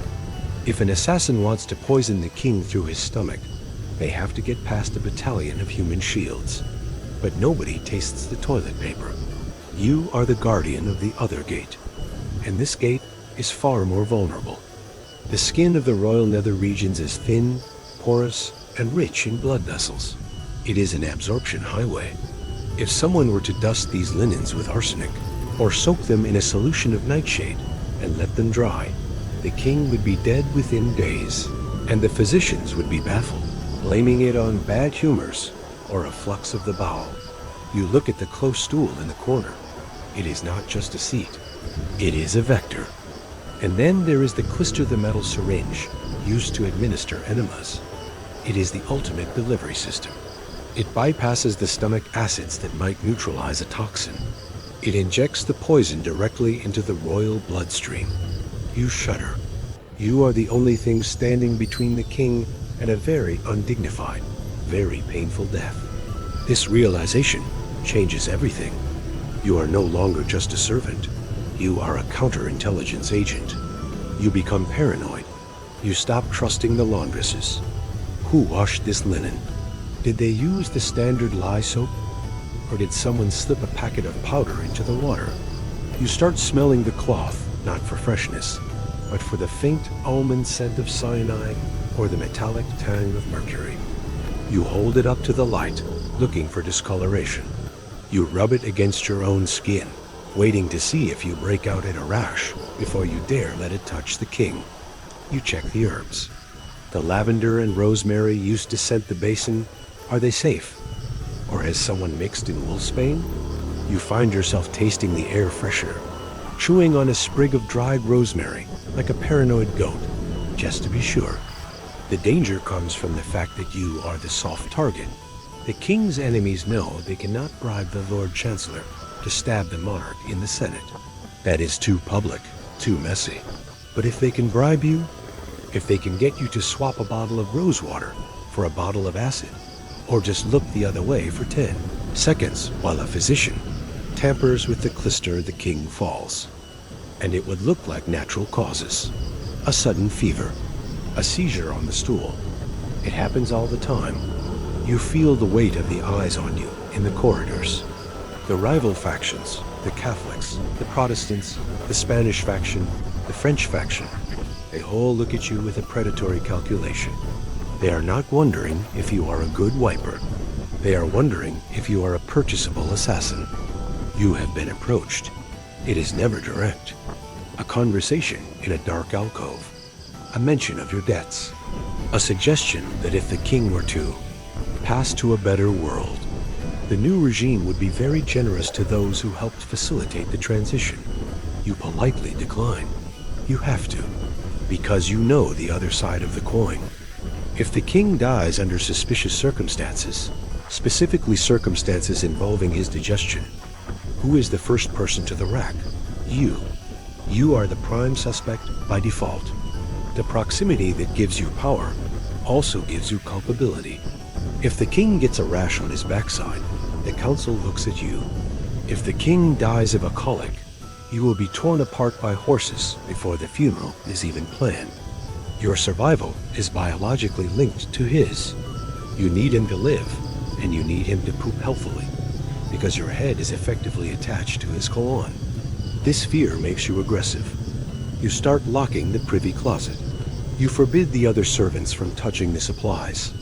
You insist on preparing the clyster yourself, measuring the water, the honey, the salt, watching the physician's hands like a hawk. I will hold the basin, you say, your voice edged with steel. I will wipe the nozzle.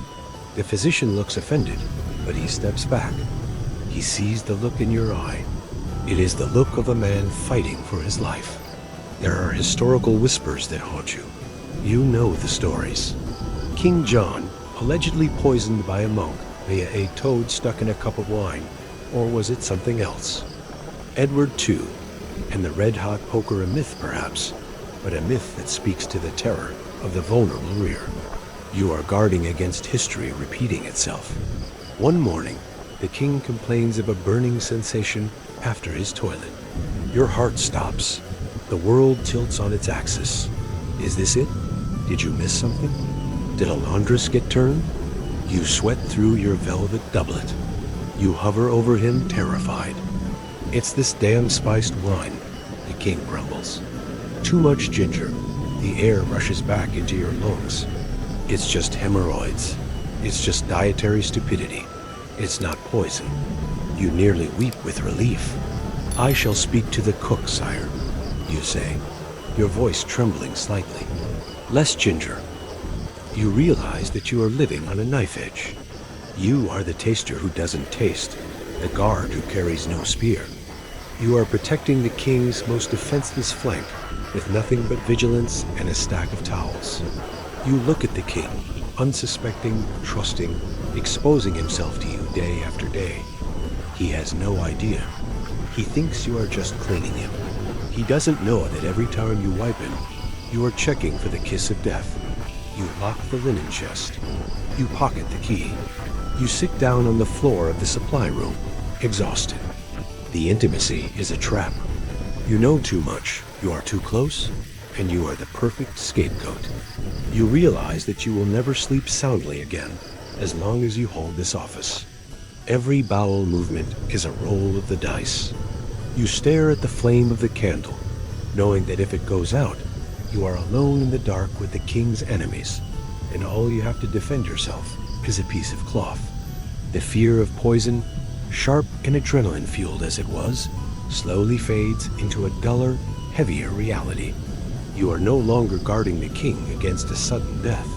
You are managing his slow, agonizing disintegration.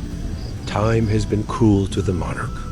The athletic prince of his youth, the man who danced until dawn and wrestled with Francis I, is gone, buried under layers of adipose tissue and regret. In his place sits a mountain of failing flesh. You are tending to a dying god, and you are discovering that divinity, when it rots, smells worse than anything in the stable. You stand by the bed, waiting for the waking ritual. But the king does not spring up. He cannot. He is immobilized by his own bulk. He weighs close to 300 pounds, perhaps more. His waist measures 54 inches. He is a planet of a man, possessing a gravitational pull that requires a team of servants to navigate. You look at the mechanical hoist installed in the ceiling, a system of pulleys and ropes designed to lift the sovereign out of bed. It is a humiliating piece of engineering. You are effectively a dock worker, unloading cargo. Only the cargo screams if you jostle it. The primary source of your misery, and his, is the legs. You peel back the coverlet, steeling yourself. The smell hits you instantly. It is sweeter than the latrine, more cloying. It is the scent of necrosis.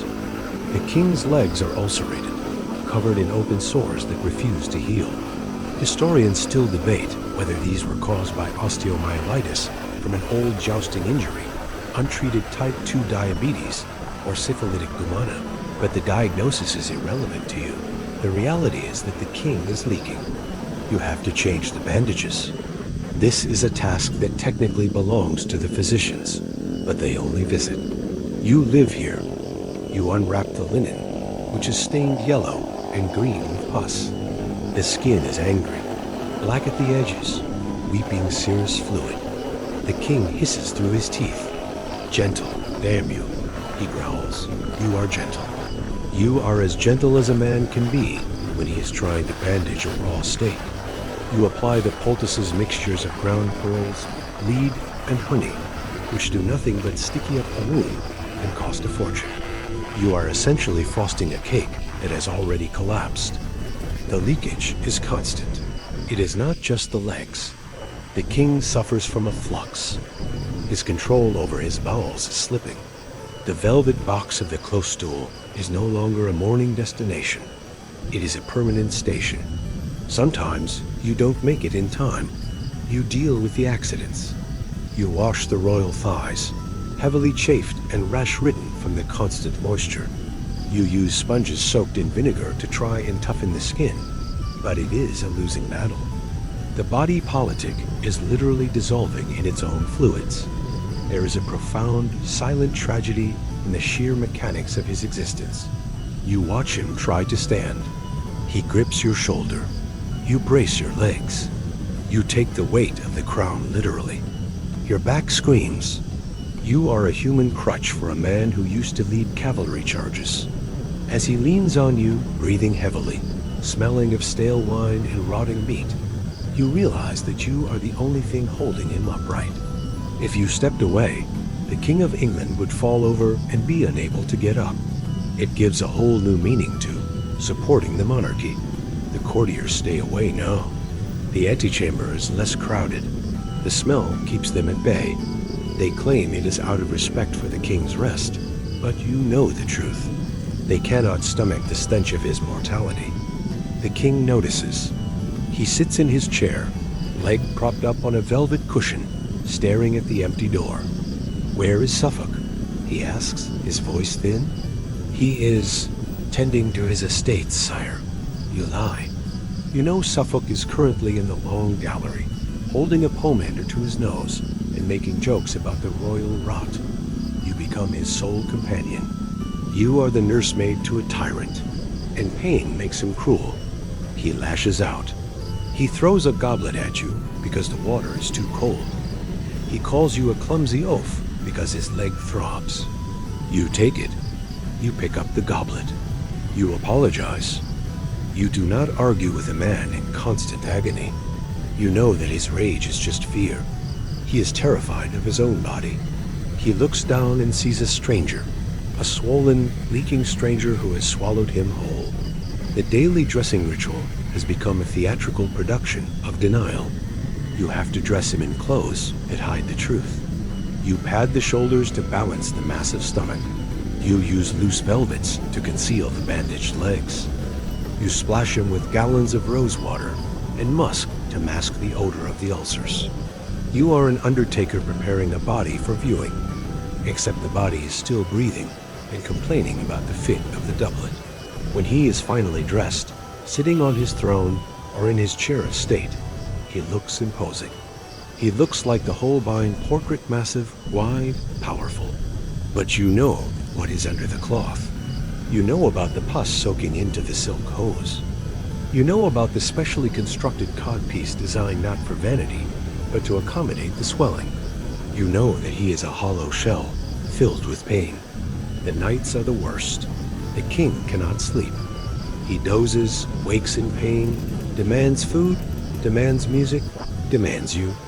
You sit by his bed, exhausted, listening to the wheezing breath. You change the sheets when the sores weep through. You empty the basin which fills with alarming frequency and terrifying colors. You watch the physicians whisper in the corner. shaking their heads. They have run out of cures.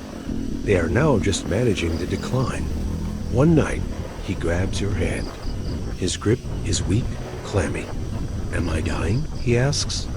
The question is stark, stripped of all royal pretense. You look at him. You look at the gray skin, the sunken eyes, the bloated form. You can smell the answer. "You are strong, sire," you say. The standard courtier's lie, tasting like ash in your mouth. The winter is just hard on the humors. He lets go. He knows you are lying. He turns his face to the wall. You retreat to the corner, to the supply closet. You look at your hands. They are red, chapped from the constant washing, from the lye, from the vinegar. You feel a strange, deep fatigue. You are waiting for the end. You are waiting for the moment when the heavy breathing stops, and you can finally stop pretending that this decaying mass is a god. You realize that you are witnessing the ultimate betrayal of the royal promise. The king is supposed to be eternal, immutable.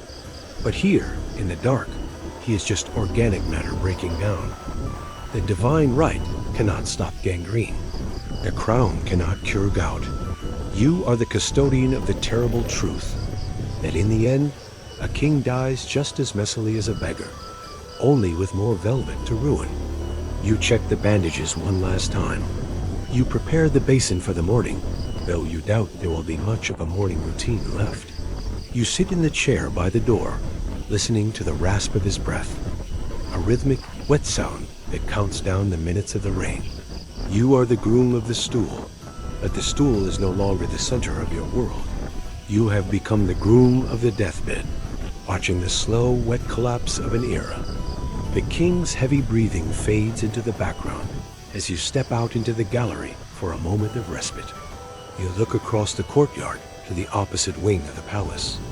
The windows there are smaller, the stone lighter. These are the queen's apartments. You do not enter there. That is a world forbidden to men, but you know exactly what happens behind those heavy tapestries. You exchange glances with the women who rush back and forth, carrying basins and bundles of linen. You see the same fatigue in their eyes, the same red, chapped hands. You realize that while you hold a title that is mocked yet envied, they perform the exact same labor with none of the glory and all of the grime. There is no groom of the stool for a queen.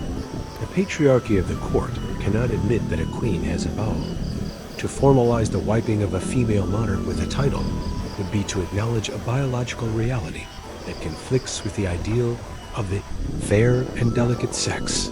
So the work is hidden. It is absorbed into the general duties of the ladies of the bedchamber. A duchess might hand the king his towel and be celebrated for it. A countess wipes the queen, and it is never spoken of. It is a silent service, erased from the ledgers of honor. But the biology is just as relentless. You watch a lady-in-waiting hurry past you, clutching a stack of clouts, thick, folded cloths of linen or cotton. You know what those are for. The queen is unwell. She has her courses. In a modern world, this is a private matter. In a palace, it is a state of emergency. The queen's fertility is the only thing that matters. Her body is a factory for heirs. Therefore, her menstrual cycle is not her own. It is public property. When the bleeding starts, the news travels from the bedchamber to the king's ear, and then to the ambassadors, faster than a signal fire. The queen has seen her flowers, the whisper goes. It is a whisper of disappointment. It means no pregnancy. It means the dynasty is still vulnerable. The women who manage this are the guardians of the evidence. They wash the stained linens in secret, oiling them in lye to remove the blood that signifies political failure. They pack the clouts away, counting the days, becoming human calendars. You, the groom, inspect the king's waist for sickness. They inspect the queen's waist for the future. The lack of privacy in the queen's privy chamber is even more absolute than in the king's. A king might occasionally wave his servants away for a moment of peace. A queen is never alone. To be alone is to be suspect. Is she plotting? Is she being unfaithful? Is she praying to the wrong god? She is watched constantly. When she sits on her own velvet-covered stool, she is surrounded by a semicircle of women. Her sisters, her rivals, her friends. They talk to her. They adjust her skirts. They hand her the linen. It is a communal toileting, a sewing circle where the needlework is replaced by hygiene. You imagine the mechanics of it. The layers of female dress, the farthingales, the petticoats, the heavy kirtles make the simple act of using the stool a logistical puzzle. It takes 2 women just to lift the skirts and hold them out of the danger zone. The queen is swaddled in so much expensive fabric that she cannot even find her own knees. She is an invalid of fashion, helpless before her own biology. And then there is the childbirth. This is the grand performance of the female court. When the queen enters her confinement, the windows are shuttered, the keyholes are stopped with wool, and the world shrinks to a single, hot, airless room. You have heard the screams echoing across the courtyard. You have seen the midwives bustling in with hot water and towels. It is a battlefield where the enemy is anatomy. But unlike the king's private moments, which are guarded by a few trusted men, the queen's labor is a spectator sport. When the moment of delivery arrives, the room fills up. Bishops, counselors, and lords crowd into the doorway. They need to see the child born. They need to verify that it wasn't swapped in a warming pan. The queen lies there, legs splayed, in agony, bleeding and screaming, while 20 old men in fur robes stare at her crotch to ensure the legitimacy of the succession. It is the ultimate violation. Her pain is nationalized. You look at the lady who passed you. She is young, perhaps 18. She looks exhausted. She has likely spent the last 6 hours standing on a stone floor, holding a basin for a woman who is vomiting from morning sickness. She has cleaned up things that would make a soldier faint. And yet, she must appear in the great hall tonight, looking fresh, beautiful, and untouched by the muck of life. She must dance. She must flirt. She is a sanitation worker, disguised as a flower. There is a solidarity in the filth. You nod to her. She nods back. It is a silent acknowledgement of the brotherhood and sisterhood of the basin. You both know the secret, that royalty is a performance of gloss over a reality of slime. You wipe the king, she wipes the queen. You get a gold chain and a title. She gets a husband if she's lucky, or a ruined reputation if she talks. You think about the queen herself. She is often portrayed as a figure of romance, a beauty in a tower. But you know she is a woman who has to ask permission to pee. She is a woman who cannot hide a stomachache. She is a woman whose underwear is a matter of foreign policy. The sun dips lower, casting long shadows across the cobblestones. You see a laundress carrying a basket of the queen's sheets toward the washhouse. The sheets are bundled tight. You know why. They are hiding the blood. The ambassadors are asking questions. The king is asking questions. The laundry is the only place where the truth cannot be spun. You turn back to the king's door. You feel a strange, grudging respect for the women across the way. They fight the same war against dirt and decay, but they fight it in silence, without the armor of office. You realize that privacy is the ultimate luxury, the one thing that no amount of gold can buy in a palace. The peasant in his hut has the darkness of the night to himself. The king and queen have nothing.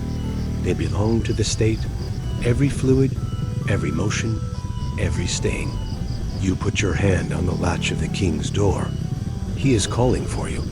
The cycle continues. But for a moment, you hold the image of the queen's window in your mind. A gilded cage where even the straw on the floor is counted.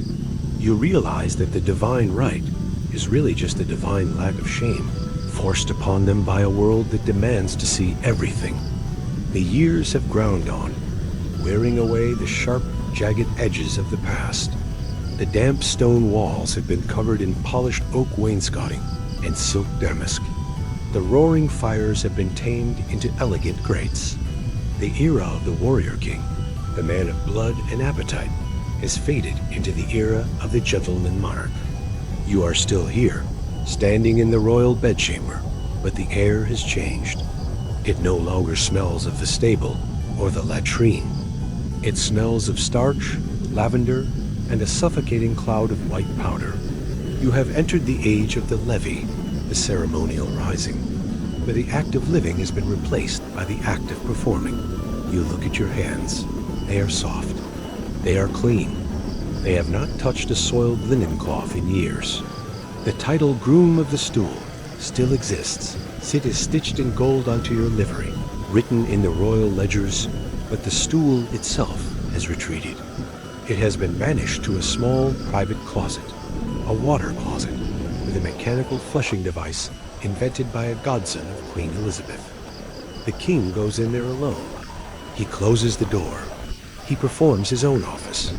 The biological reality of the crown has been privatized, hidden behind a wall of mahogany and modesty. You are left standing in the bedroom, holding a shirt. You are not alone. The room is packed. In the Tudor era, the morning was a quiet, intimate affair. Now it is a circus. There are 50 people watching the king wake up. There are other grooms, gentlemen of the bedchamber, pages, valets, and favored courtiers. They are arranged in a strict hierarchy of proximity. You still hold the highest rank, but your duty has shifted from the practical to the symbolic. You are no longer the nursemaid. You are the stage manager. The king wakes. He does not grunt or scratch himself. He sits up, adjusting his nightcap. The ceremony begins. It is a slow, choreographed dance of clothing. You do not just throw a shirt on him. That would be efficient, and efficiency is the enemy of grandeur. No, the shirt must be passed. A valet hands it to a page. The page hands it to a gentleman. The gentleman hands it to you. You verify it not for poison, but for the correct number of ruffles, and then you present it to the king. He slides his arms in. You button the cuffs, but only the right cuff. The master of the wardrobe buttons the left cuff. It is insane. It is a bureaucracy of buttons. Every garment requires a committee. The stockings are rolled up by one man. The garters are tied by another. The shoes are buckled by a third. You are watching a grown man being dressed by a platoon, and your role in this has been reduced to a ceremonial prop. You miss the dirt. It is a strange thought, but you miss the smell of the close stool. You miss the heavy, private air of the privy closet. Back then, when you wiped the king, you held his dignity in your hands. You were essential. If you weren't there, the king was dirty. Now, if you weren't here, the gentleman of the bedchamber would just hand him the shirt. You are redundant. You are a garnish on the royal platter. The stool-side summits are over. The king does not whisper secrets to you while you button his waistcoat. He cannot. There are too many ears. The Duke of Newcastle is standing 3 feet away. The French ambassador is in the doorway. The conversation is polite, loud, and meaningless. The weather is fair. Your Majesty, the hunt should be good. They are talking about nothing because they are talking to an audience. The real power has migrated. It has left the bedroom and moved to the council chamber, or worse, to the backstairs. You look at the valet, low-born man who actually lights the fires and empties the chamber pots in the new water closet. You see him whisper something to the king as he pours the shaving water. The king leans in. He listens. A pang of jealousy hits you like a physical blow. The valet has the intimacy now. The valet sees the king's body.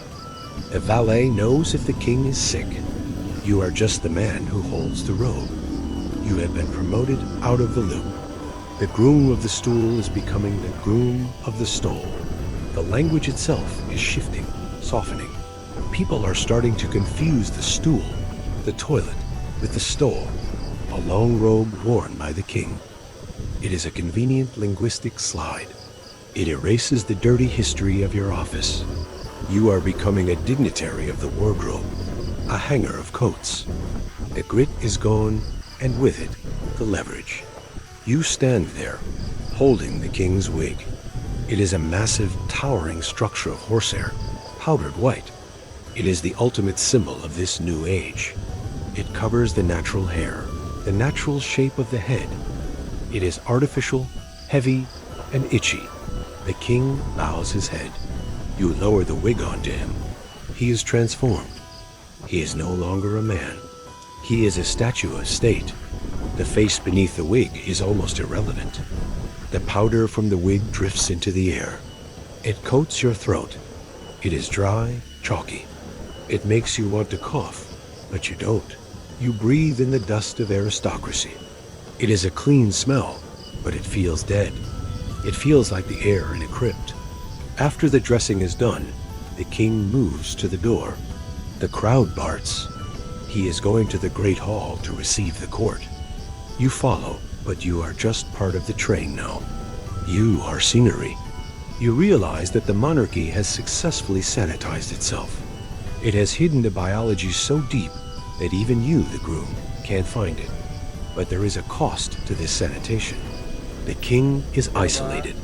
In the old days, when you wiped him, he was vulnerable. He was human.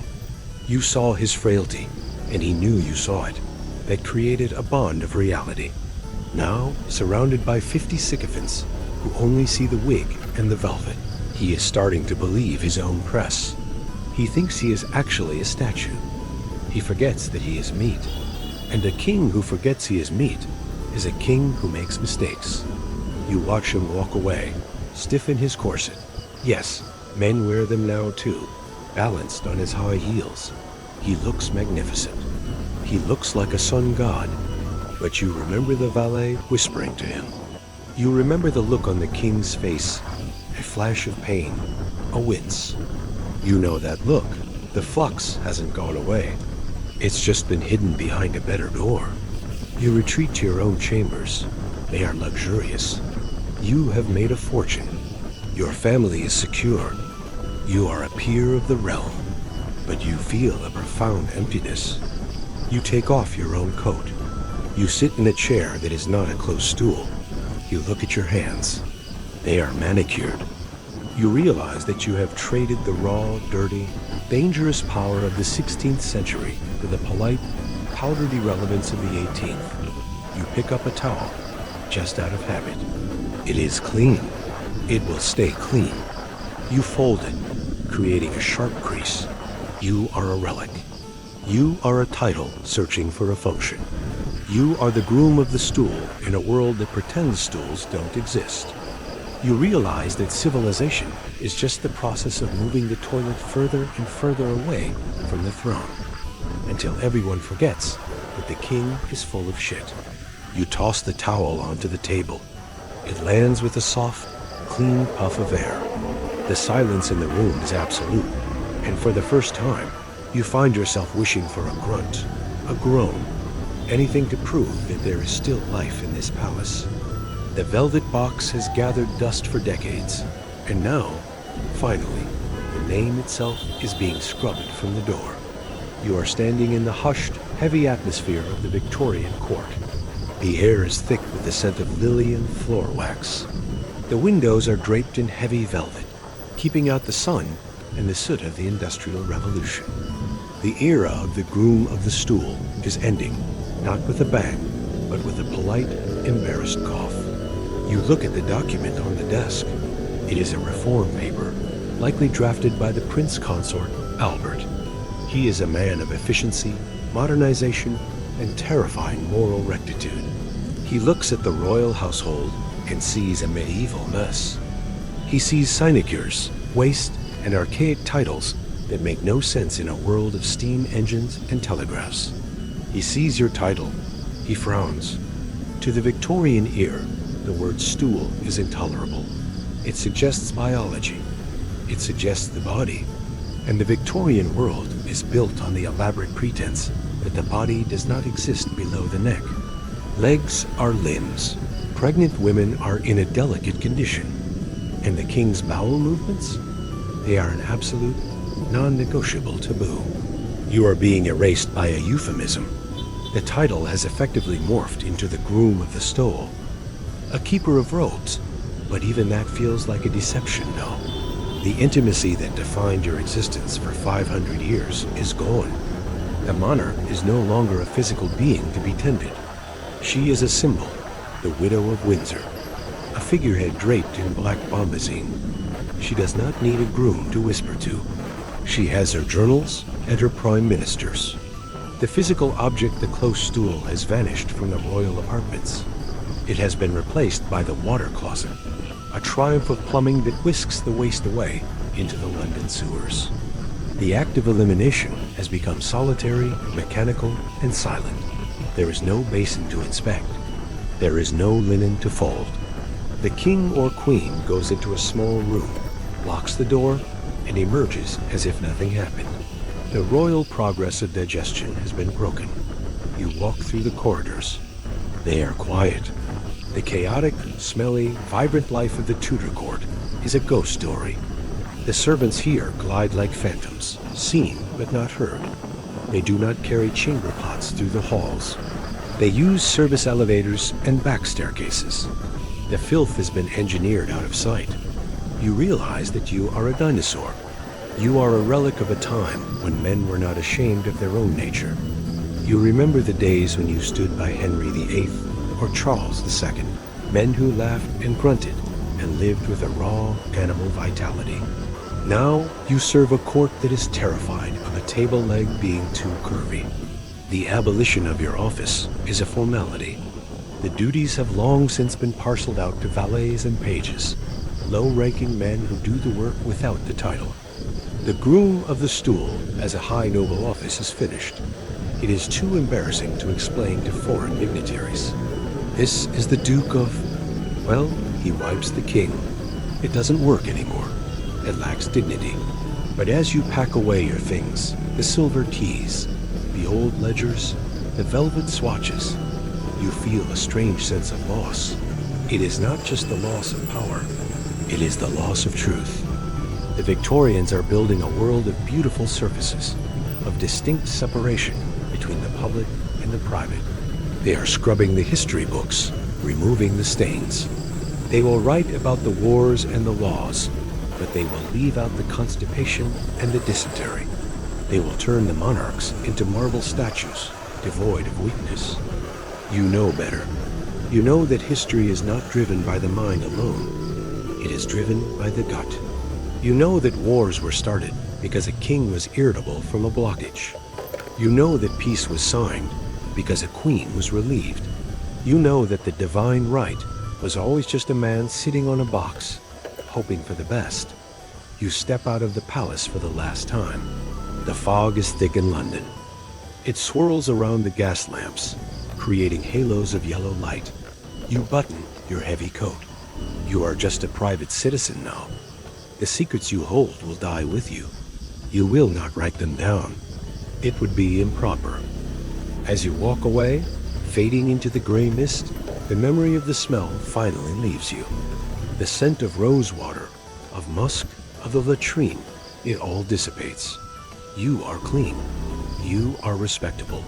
You are forgotten. The groom of the stool has left the building, and with him goes the last honest connection between the crown and the common clay. The toilet door is closed, locked, and the key has been thrown away. The heavy oak doors of the past have all clicked shut, one by one. The castles, the palaces, the damp stone corridors, and the velvet-lined closets have faded back into the mist. You are no longer standing on the cold flagstones of a Tudor morning, or bouncing in a baggage cart on a muddy road, or shivering in the drafty silence of a medieval night. You are here, in the safety and stillness of your own time. Take a deep breath. Feel the air filling your lungs clean, warm, and yours. There is no smoke stinging your eyes. There is no heavy velvet weighing down your shoulders. The anxieties of the court, the whispers, the plots, the desperate need to please a volatile monarch have dissolved. You are not responsible for the king's secrets. You are not guarding the door. You are simply resting. Think of the distance you have traveled. You have walked through the hidden, gritty history of human vulnerability. You have seen the reality beneath the gold and the glory. And now you can let it go. The history books can keep their dates and their battles. You know the quiet, human truth that lies underneath. Let your body sink into the mattress, feeling the support that asks nothing of you. There is no performance here, no etiquette, no hierarchy. You are safe in the privacy of your own space, a luxury that kings and queens would have traded their crowns for. The night is yours. The silence is yours. Let the shadows of the past lengthen and soften until they are just a comfortable darkness wrapping around you. The vigil is over. The candle is burned down. It is time to close your eyes and drift away from the noise of history into the deep, restorative quiet of the present.